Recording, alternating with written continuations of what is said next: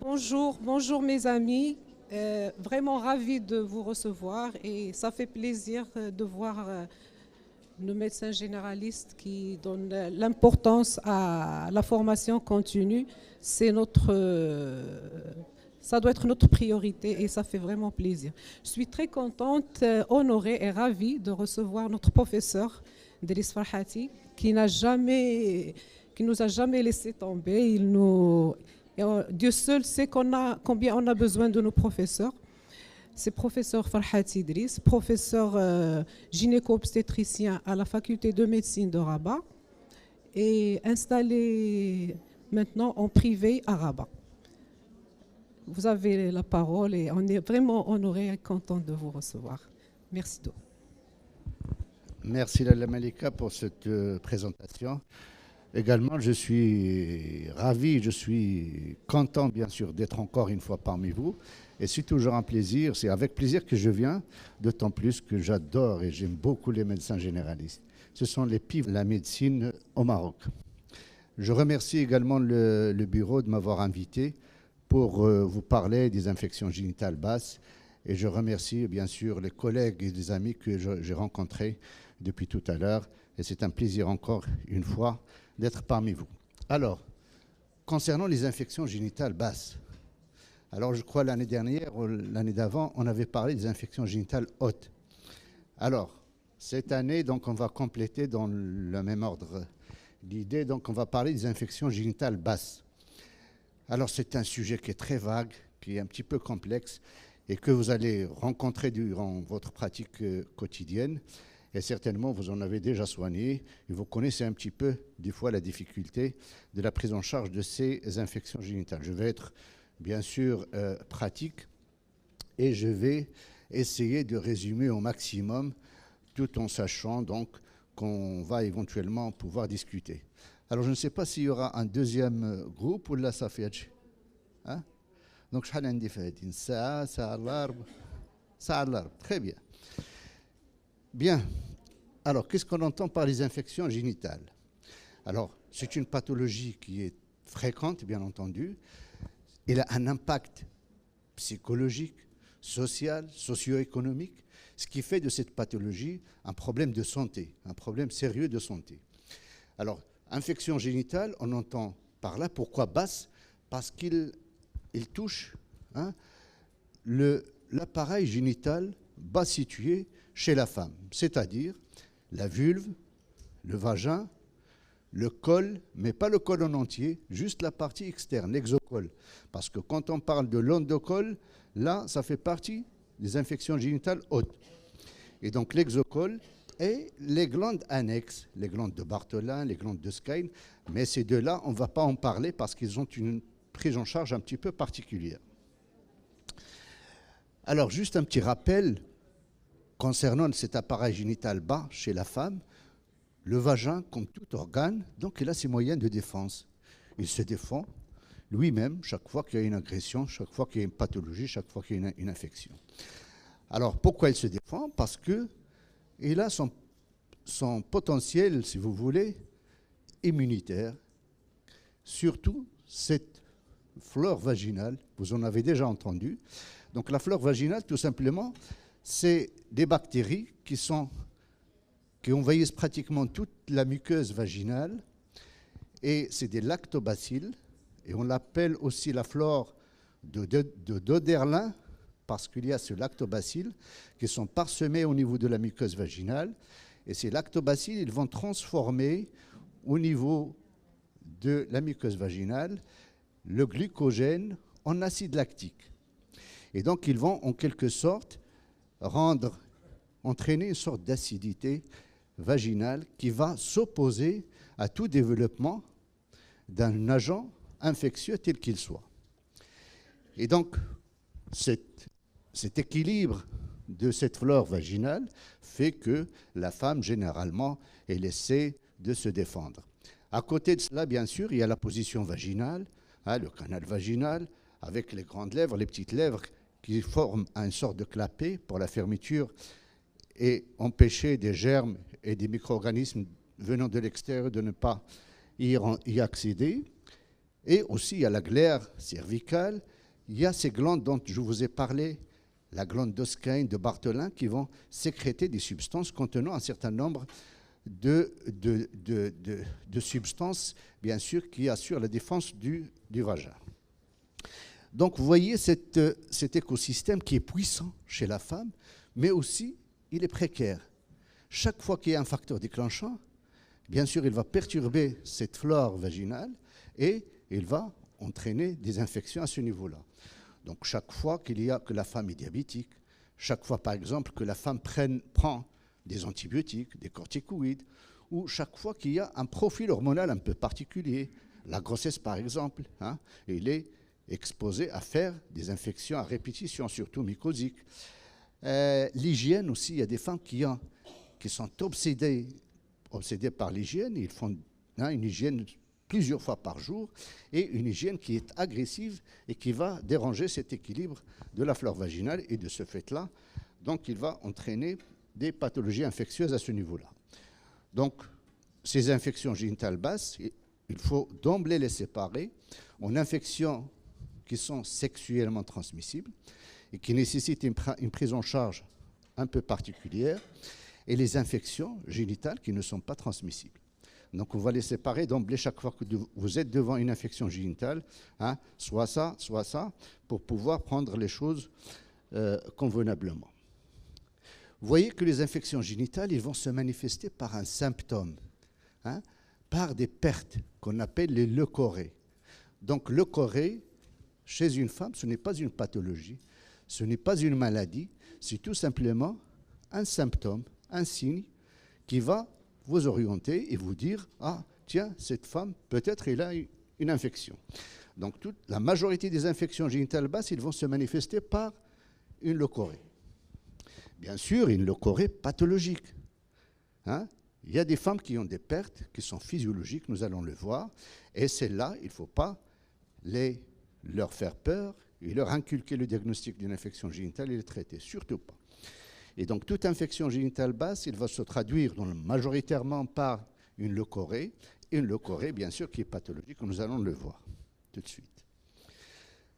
Alors, bien entendu, chaque fois que vous avez une patiente qui se présente chez vous pour des pertes génitales, la première des choses à faire, c'est de l'interroger. Et vous allez voir que rien qu'à l'interrogatoire, on a déjà une orientation étiologique vers telle ou telle infection. C'est très simple, rien qu'à l'interrogatoire. Mais à condition que vous donniez un peu plus de votre temps à cet interrogatoire et que vous posiez des questions précises pour que vous ayez dans la tête ce que vous cherchez, bien entendu. Alors, l'interrogatoire, il consiste en quoi? Vous allez interroger cette femme sur les caractéristiques de ces pertes. La couleur, c'est très importante. Il y a des pertes qui sont jaunâtres, d'autres qui sont blanchâtres, d'autres qui sont verdâtres. Et rien qu'à la couleur, vous avez une orientation vers telle ou telle infection. C'est très important. L'aspect aussi, l'abondance. Et donc, vous posez des questions précises à ces femmes-là. Le début, c'est très important. Et vous allez, bien entendu, essayer d'insister sur les débuts. Est-ce que c'est suite à un rapport sexuel ou pas? Ou c'est quelque chose que vous traînez depuis longtemps? Ou suite à une grossesse? Dès que je suis tombée enceinte, j'ai commencé à avoir des pertes. Et donc le début est très important. Les circonstances donc sont fondamentales à apprécier. Et une fois que vous avez fait le tour les caractéristiques de ces leucorrhées, vous allez interroger la femme sur les signes associés. Alors, à part ces pertes, est-ce que vous avez un prurite? Est-ce que vous avez des boutons qui sont apparus? Est-ce que vous avez des lésions de grattage? Et il va vous raconter. Et vous allez l'orienter dans l'interrogatoire. Et à un moment donné, il faut s'intéresser à son mode de vie. C'est intime, mais vous pouvez discrètement lui poser des questions quant à son partenaire. Est-ce qu'il n'a pas de problème? Est-ce qu'il n'a pas d'écoulement? Est-ce qu'il est marié? Est-ce qu'il est divorcé? Est-ce qu'il a un seul partenaire ou plusieurs? Et déjà, le fait de poser ces questions, vous avez des petites orientations diagnostiques. Sur son hygiène aussi. Comment vous faites votre hygiène? 5, 6 fois par jour, vous introduisez vos doigts ou pas? Et donc tout ça, c'est des choses à l'interrogatoire. Vous ne l'avez pas encore touché, vous ne l'avez pas encore examiné. Bien, et bien sûr, les antécédents, est-ce qu'il y a une tare quelque part, en l'occurrence un diabète, une maladie de système qui fait que l'immunité de la femme est diminuée et qu'elle est sujette à faire des infections. Alors, une fois que vous avez une idée globale sur ce que vous avez retiré comme renseignement à l'interrogatoire, vous allez l'examiner. Alors, l'examen, quel est son objectif? Vous allez essayer de confirmer un petit peu et de voir s'il y a une cohérence entre les propos de la femme qu'il vous a rapportés et ce que vous allez voir. Alors, vous allez vous intéresser là aussi à l'examen, en premier lieu, à ces pertes génitales, à ces leucorrhées. Et vous allez essayer de voir est-ce qu'ils sont physiologiques ou là, ils sont pathologiques. Est-ce que ce qu'il vous a dit, ce qu'il vous a rapporté est vrai ou faux? Parce que des fois, ça peut être n'importe quoi. Et donc, l'aspect des leucorrhées est très important. Et rien qu'en voyant la vulve, vous allez voir un flux, des pertes qui vont s'écouler à travers la vulve, en arrière à travers la commissure vulvaire, et vous allez les observer attentivement. La couleur, l'aspect, l'abondance, tout ça c'est important. Et voir au niveau de la vulve s'il y a une inflammation qui touche la vulve, la région anovulvaire. Vous ne faites rien. La femme est en position gynécologique et vous allez voir aussi s'il n'y a pas de lésion de grattage, s'il n'y a pas des boutons, des ulcérations, s'il n'y a pas de condylome. Tout ça, vous êtes en train d'observer. Ensuite, vous allez passer, parce que ça, c'est au niveau de la région anovulvaire, vous allez voir les glandes de Barthel. Est-ce qu'il n'y a pas une tuméfaction? Est-ce qu'il n'y a pas un abcès à ce niveau-là? Et ensuite, vous allez voir, au-delà de la région anovulvaire, ce qui se passe à l'intérieur du vagin. Parce que des fois, il y a des infections qui sont des vaginites, qui sont authentiques, des cervicites aussi, mais qui ne se manifestent pas à l'extérieur. À l'extérieur, il n'y a rien. L'aspect est strictement normal. Mais vous posez votre spéculum et vous allez voir qu'il y a une vaginite importante, une cervicite importante. Et donc, le fait de poser le spéculum, là aussi, c'est toujours dans le cadre de l'inspection. Vous allez inspecter le vagin, inspecter le col et vous allez tirer énormément de renseignements quand il s'agit d'une infection vaginale. Ensuite, bien entendu, vous allez passer au toucher vaginal, au toucher pelvien, à la recherche d'une pathologie tumorale. Est-ce qu'il n'y a pas une tumeur? Est-ce qu'il n'y a pas une masse? Et vous allez voir, est-ce que cette infection génitale basse n'a pas ascensionné? Parce que si vous faites un toucher vaginal et rien, en introduisant vos doigts, vous avez une douleur atroce, d'un côté ou de l'autre, attention, ça peut être une salpingite, il se peut que l'infection a déjà ascensionné et qu'il a déjà atteint le haut appareil génital féminin. Donc vous voyez, rien qu'à l'inspection, et à l'examen, vous allez tirer énormément de renseignements. Alors des fois, et je ne sais pas si quelques-uns parmi vous ont des microscopes. Alors, si vous avez un microscope à côté, vous pouvez prendre une lame, quelques lames, et vous allez étaler ces leucorrhées, ces pertes, et vous allez rendre énormément service à ces patientes-là, parce que vous allez confirmer votre diagnostic que vous avez déjà suspecté rien qu'à la clinique et à l'examen clinique. D'accord? Et donc, si vous avez des bandelettes de pH, là aussi, si vous faites le pH, alors si vous avez un pH par exemple qui dépasse 5, vous pouvez vous orienter vers telle ou telle étiologie infectieuse. S'il est acide, là aussi vous allez penser à d'autres. Donc c'est un temps essentiel pour le diagnostic de ces 3 pathologies. Rien donc qu'à l'interrogatoire, l'examen clinique, des petits tests biochimiques, vous allez pouvoir identifier les mycoses, le trichomonas vaginalis et les vaginites et les vaginoses à Gardnerella. Alors, là, c'est quelque chose de fondamental que je vous invite à mieux prêter votre attention. Vous voyez donc devant une leucorrhée, rien qu'à la clinique, pas de microscope ni rien. Vous avez des pertes qui sont claires, qui sont limpides, hein, vous allez penser à quoi? Hein? Physiologique. Ça peut être physiologique. Ça peut être pathologique. Qu'est-ce qui va faire la différence entre pathologique, hein? La symptomatologie, c'est vrai. Si vous avez des pertes qui parlent d'elles, qui sont symptomatiques, parce qu'il y a des saignes bruyants qui l'accompagnent, faites attention, c'est pathologique. Mais si vous avez des pertes qui sont claires, vous faites votre examen, il y a une glaire qui est limpide, hein, la famille ne ressent rien, aucun signe accompagnateur. C'est physiologique, d'accord? Mais attention, des fois, ces pertes physiologiques, la femme, il vient vous dire, oui, j'ai souvent ces pertes, mais elles sont devenues jaunâtres.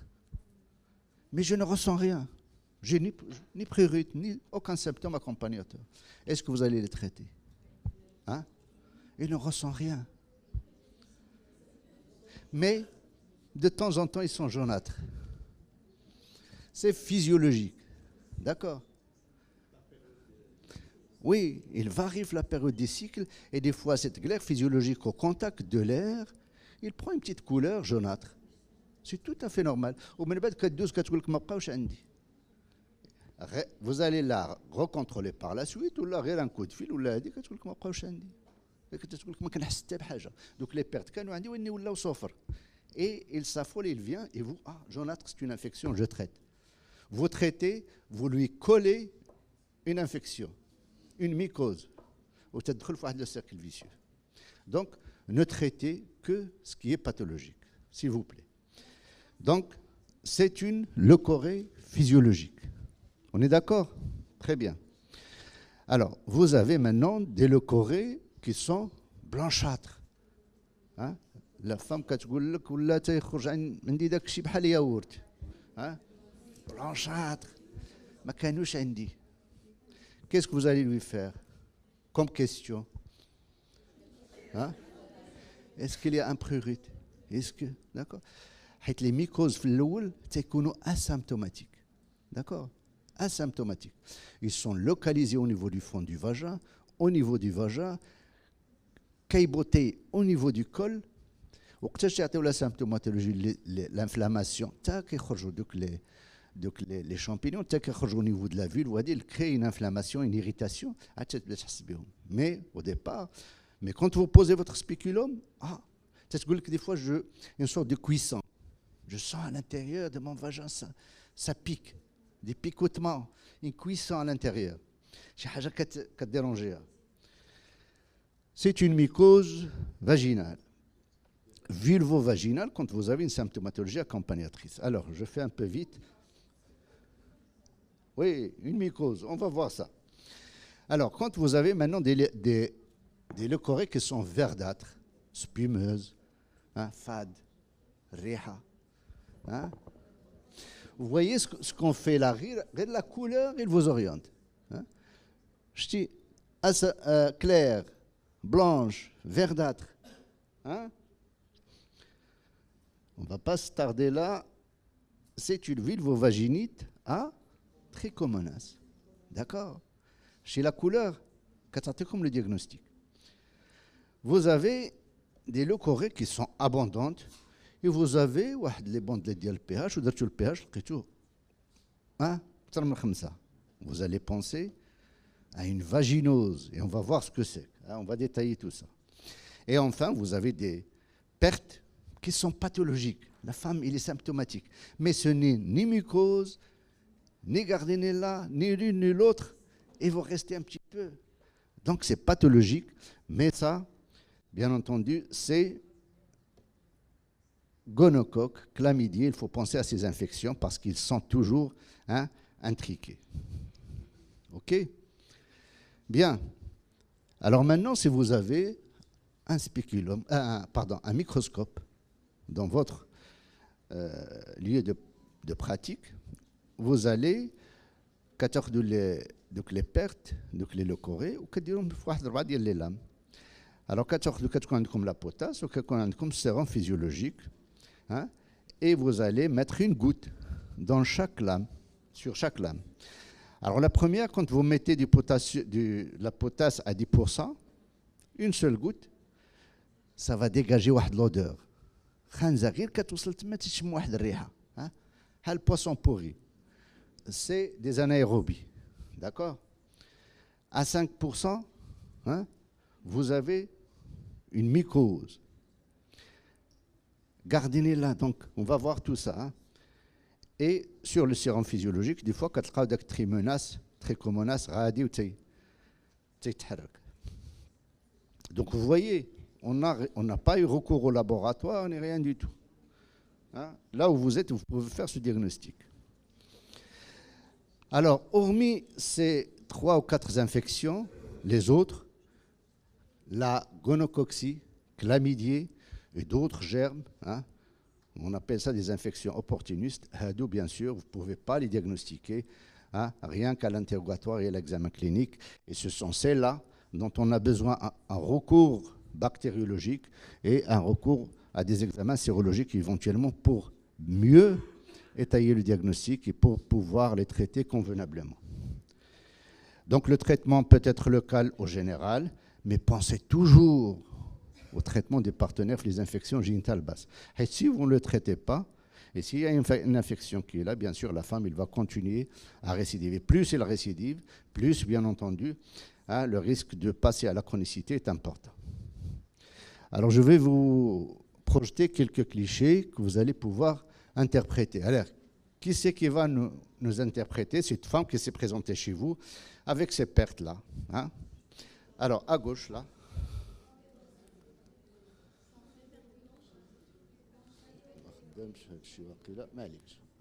Hein? Des pertes. Allez, qui c'est qui va être volontaire? Hein? La couleur. Voilà.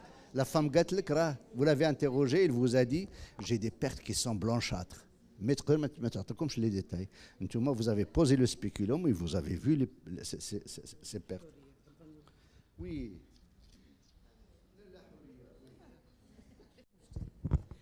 Donc, si j'interprète, c'est un col rouge, donc c'est rouge, vif, avec des sécrétions blanchâtres, cailloutées, pas liquidiennes, qui collent au col. Si j'ose dire, si le même col, je pense que c'est le même col, si j'ose dire, je ne sais pas, parce que là, c'est rouge vif. Donc là, le côté droit, c'est rouge vif, mais un peu la même chose, c'est-à-dire la même couleur de la leucorrhée. Donc je peux être orientée vers d'origine candidosique. Merci. Voilà. Donc, c'est effectivement ça.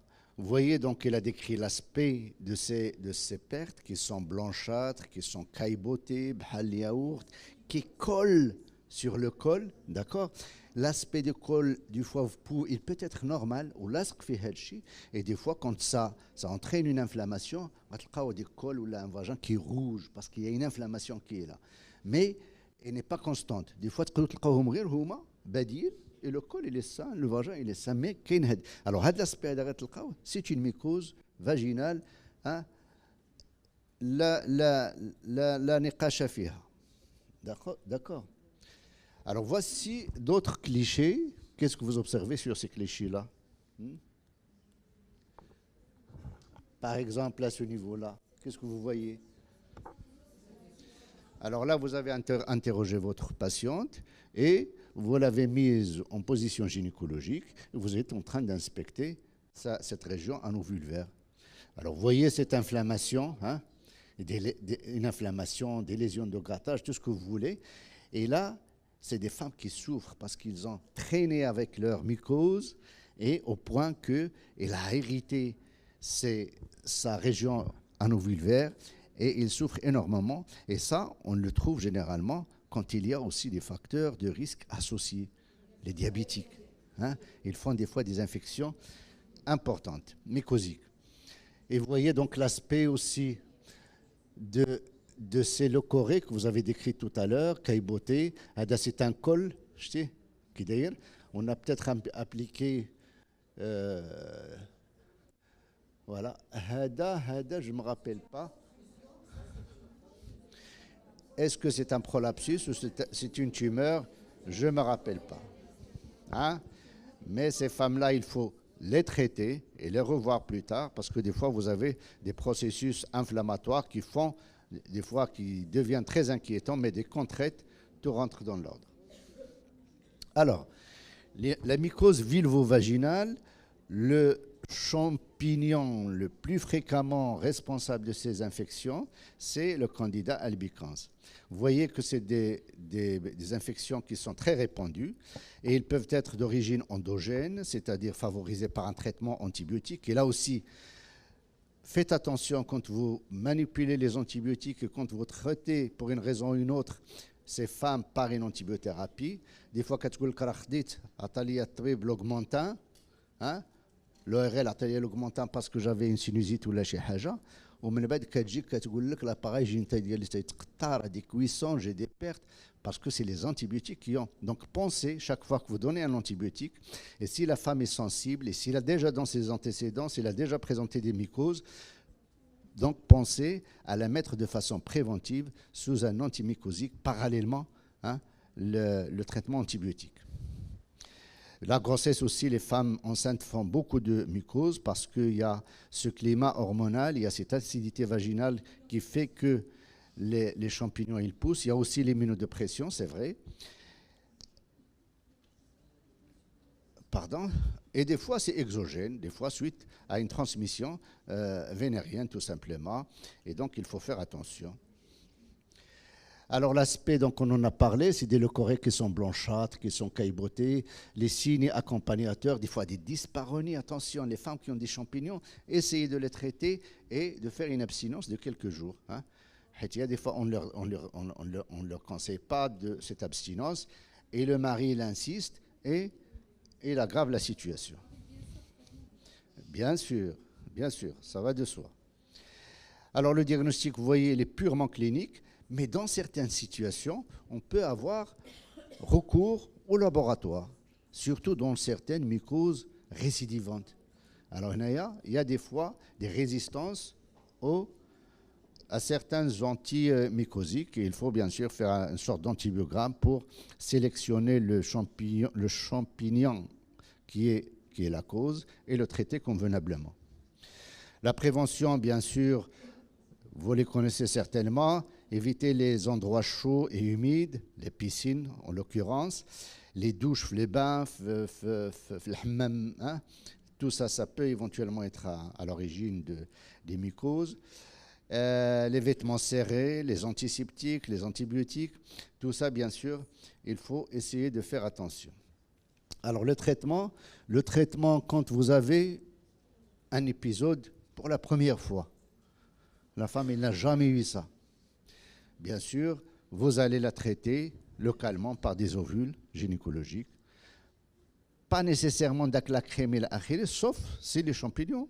Toi, elle l'a vu, vu qu'il y a une irritation, qu'il y a une inflammation, les ovules suffisent amplement.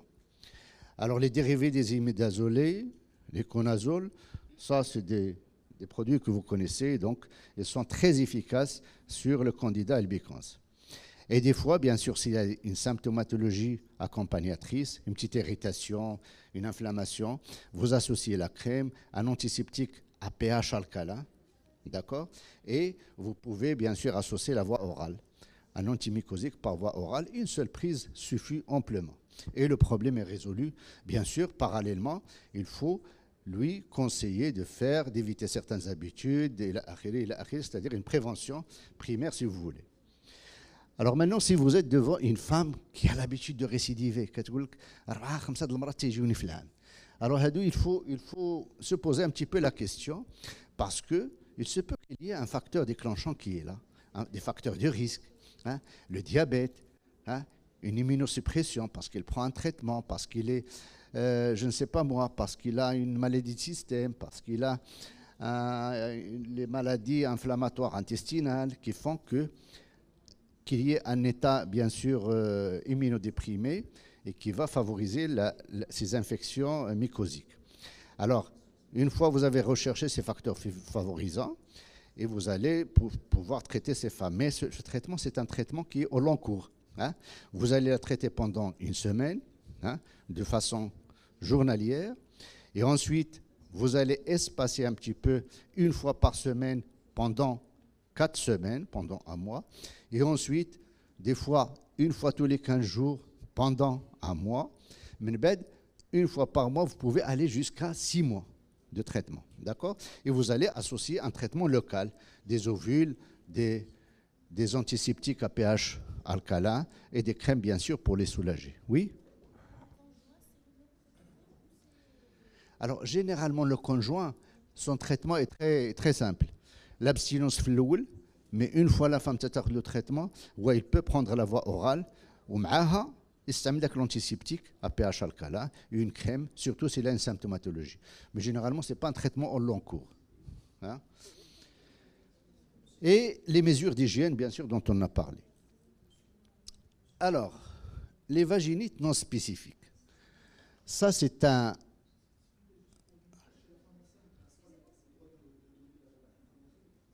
Alors, la femme enceinte, généralement, le traitement est local, d'accord?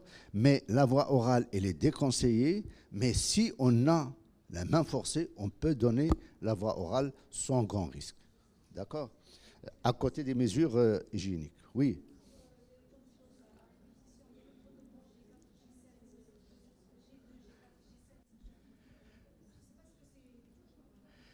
Oui, alors, ça dépend là, des récidives. Il y a quand deux fois ou vous pouvez, hein, donner un traitement, le répéter une semaine plus tard, il n'y a pas de souci. Mais je parle là de récidives chroniques. Ça, c'est des femmes qu'il faut traiter au long cours. Le traitement, généralement, est de 6 mois. Alors, les vaginoses, les vaginites non spécifiques. Des fois, c'est des femmes qui présentent des leucorrhées. Nous allons voir donc l'aspect de la déleucorrhée. C'est un groupe donc de microbes, hein, vous voyez, 4-5 les microbes, et qui vont entraîner une symptomatologie bruyante, mais qui n'a pas de spécificité. D'accord? Ceux-là, ils sont les plus fréquentes, et vous allez voir la spécificité d'Yalhom. C'est ce qu'on appelle la vaginose bactérienne. Alors, c'est quoi la vaginose bactérienne? C'est tout simplement un déséquilibre de la flore vaginale. La flore vaginale, elle est déséquilibrée, et de ce fait, tous les microbes, si vous voulez, qu'on retrouve au niveau du vagin, ils vont nuire à la femme. Et dans le vagin, dans la flore vaginale, il y a pratiquement plus de 120 microbes qui sont saprophytes. Le tube digestif. Ils sont saprophytes, mais chaque fois qu'il y a ce déséquilibre, ils vont nuire à la femme et entraîner des leucorrhées qui n'ont pas de spécificité, hein, et ils vont entraîner, bien sûr, des infections génitales basses. Et vous voyez donc, c'est des germes généralement qui sont anaérobies dans la majorité des cas. Mais on peut trouver ce Gardnerella vaginalis, on peut trouver des mycoplasmes. Hein. Là aussi, j'attire votre attention. Des fois, quand vous faites des prélèvements, et le laboratoire, il va vous répondre « Ah, vous avez un mycoplasme hominis » ou là. Des fois, le médecin, il s'affole. « Ah, c'est un mycoplasme, il y a le risque de stérilité, c'est des micro-organismes qui évoluent à bas bruit, qui entraînent des stérilités. » Non. Ces deux mycoplasmes, généralement, ils sont saprophytes. Quand on l'appareil génital féminin, l'appareil urinaire, ils sont gentils. Il faut pas, s'il n'y a pas une symptomatologie, vous n'êtes pas censé de traiter ces femmes-là. On peut les trouver de façon, hein, fortuite. Il ne faut pas les traiter s'il n'y a pas de symptomatologie. Par contre, il y a le mycoplasme qui est pathogène, qui est dangereux chez la femme et qui entraîne des infertilités aussi bien chez la femme que chez l'homme. C'est le génitélium. Il est pathologique. Mais c'est des germes qui sont gentils. Alors, ces vaginoses, ils vont se présenter sous forme de leucorrhées qui sont abondantes, d'accord, qui sont grisâtres, mais qui sont nauséabondes. المرأة تجي تقول لك أنا راجلي تيعفني وأنا تنشم هذا الشيء سيرتو في لي رابور هذه المرأة تجي تجري ça devient une urgence في le couple. هادو il faut se méfier, c'est des germes que vous allez pouvoir diagnostiquer à la clinique. Surtout le rapport. Quand je fais un rapport, c'est une vaginose. Et surtout, si on fait ce sniff test, dont je vous ai parlé tout à l'heure, تاخذوا شويه ديال لا بوتاس وتديروا une lame, تديروا عليها دوك les pertes وتسخوا عليها شويه ديال لا بوتاس et vous allez sentir cette odeur du poisson pourri, بحال الحوت خانز. انتو le médecin تيهرب. هذه لا غبار عليها, le diagnostic est clair. Alors, des fois, si vous faites un frottis avec un microscope, vous allez trouver un frottis sale et des fois, vous allez pouvoir mettre en évidence ce Gardnerella vaginalis. Alors, le traitement est simple. Donc, vous vous disposez là où vous êtes. Donc, c'est un traitement d'une semaine pratiquement. Les imidazolés par voie vaginale, mais des fois par voie générale. On peut aussi traiter le mari par métronidazole, trinidazole, l'amoxicilline, les macrolides. Vous voyez, c'est des germes qui sont généralement sensibles. Il faut penser aussi, parallèlement à ce traitement, à rétablir l'équilibre de la flore vaginale. Vous donnez des probiotiques, c'est important. L'hygiène de vie de la femme. Donc, il faut penser à cela, ça aide énormément. Et là aussi, il faut penser à ces vaginaux chez des femmes qui tombent enceintes et qui vous suivez la grossesse, il est impeccable et du jour au lendemain, elle rend ses membranes. Donc, essayez de dépister chez elle les vaginoses. Parce que ces infections, ils vont fragiliser donc, les membranes amniotiques et ils entraînent une rupture de la poche des os et donc des ruptures prématurées, des fois à un âge précoce. Oui?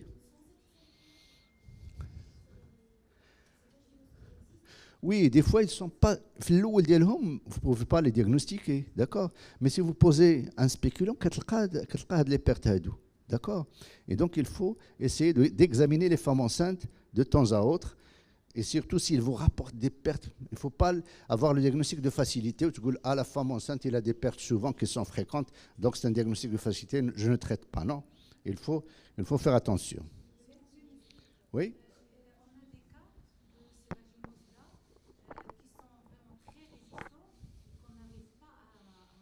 À traiter. Et là, ça peut durer même 6 mois et on fait, et des fois, on ne se rend même pas compte est-ce qu'on est sur le bon chemin, on fait chez le laboratoire des traitements, ça est toujours le même germe.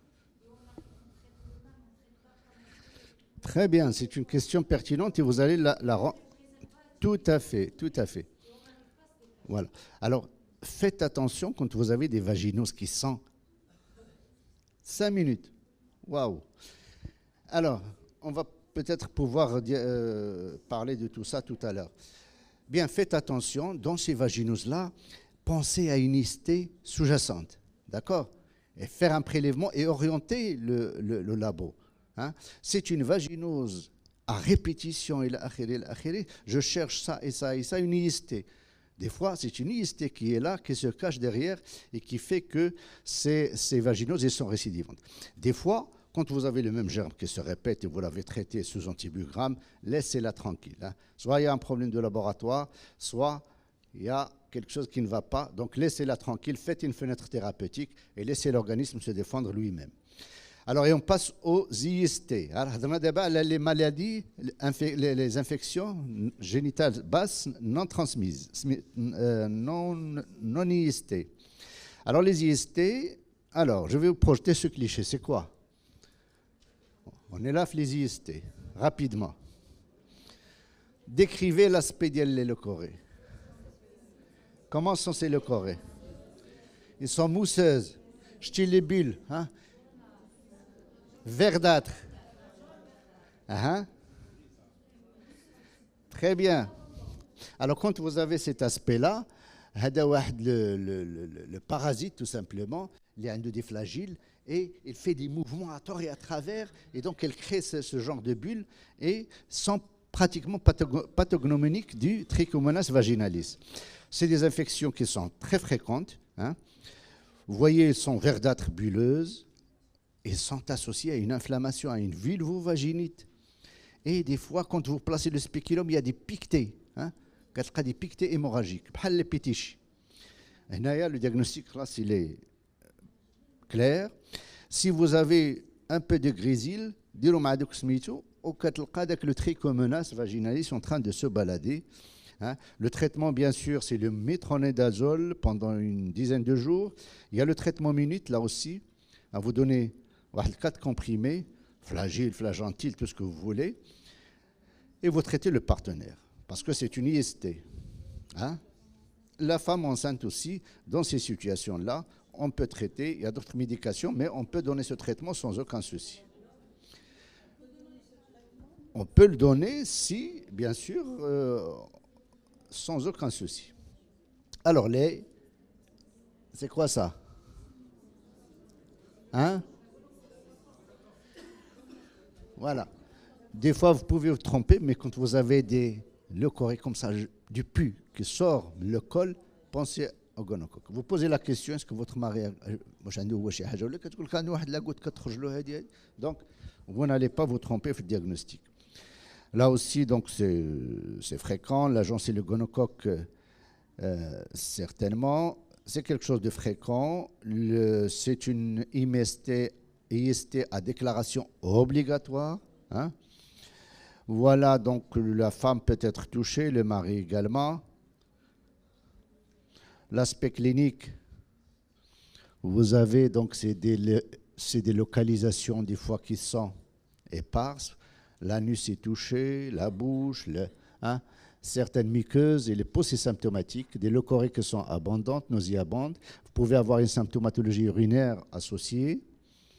Et là, bien sûr, le diagnostic, c'est un diagnostic de laboratoire. Hein. Si vous voulez avoir la confirmation. Et le traitement, j'ai dit, donc c'est une IST à déclaration obligatoire, mais cherchez parallèlement une syphilis sous-jacente et proposer un traitement minute de préférence. Et le traitement maintenant, il n'y a aucune résistance avec la spectinomycine et la ceftriaxone. Hein. Vous pouvez donner un traitement minute sans aucun problème. Alors, c'est quoi ça? Des leucorrhées qui sont un peu bizarres. Hein? Jaunâtres. Hein? Le mari, là aussi, il souffre d'un écoulement. Ce n'est pas du pus, mais c'est un écoulement qui est plus ou moins purulent. Hein? Pensez à quoi? Chlamydia. Bravo. Alors là, c'est des formes des fois qui sont inapparentes, qui sont asymptomatiques, et combien de fois c'est des jeunes filles qui n'ont jamais fait de rapport et qui se présentent parce que quand ils se marient, il y a une stérilité qui est là. Et donc, c'est des germes qui évoluent à bas bruit et qui vont entraîner une inflammation avec des problèmes d'obstruction tubaire qui passent inaperçus. Et chez l'homme, ils vont entraîner des urétrites avec tout ce qui s'ensuit comme symptomatologie urinaire. Le diagnostic, c'est un diagnostic purement biologique, sérologique, et le traitement, bien sûr, doit être bien adapté chaque fois que vous êtes devant une chlamydiose. Vous voyez, ils peuvent être asymptomatiques, comme ils peuvent être brouillantes, parce qu'il y a des germes qui sont associés et qui entraînent cette symptomatologie. Le diagnostic, donc on en a parlé, le traitement, les cyclines, les macrolides, les quinolones. Pensez au traitement du partenaire, c'est fondamental. Alors, pensez à quoi? Hein? Voilà, vous avez examiné, vous l'avez interrogé, vous l'avez examiné, il y a des petites choses au niveau vulvaire, des petites pustules. C'est de l'herpès, bravo. C'est de l'herpès génital, vous voyez ces lésions vésiculaires embouquées, c'est pathognomonique. Là aussi, bien sûr, c'est des femmes qui souffrent, c'est très douloureux. Et donc, il faut associer à votre traitement antiviral, vous allez associer les antalgiques. Et bien sûr, il n'y a pas de vaccin. Et faites quand même des frottis pour dépister les cancers du col à un stade précoce. Ça, c'est quoi? Les condylomes. Là aussi, voici un condylome au niveau du col utérin. Quand vous placez le spéculum, il n'a rien, mais quand vous placez le spéculum, vous avez le diagnostic. Et ces condylomes, bien sûr, il faut dépister et rechercher les facteurs de risque. Et bien sûr, il faut typer ces virus, c'est très important, parce qu'il y a des virus qui sont oncogènes, qui sont à risque. carcinologiques et d'autres qui sont gentils. Il faut savoir les traiter. Il faut que la femme soit en bonne santé pour développer son immunité et penser à la vaccination. Hein, et ça, maintenant, on en dispose dans tous les centres de santé. Donc, le ministère l'a introduit la vaccination. Donc, à vos filles, à vos proches, et passez l'information aux clientes et aux patientes que vous allez consulter. C'est très important. Et je crois maintenant que c'est la seule façon d'éradiquer ce cancer du col qui est maintenant démontré que c'est un cancer qui est viral.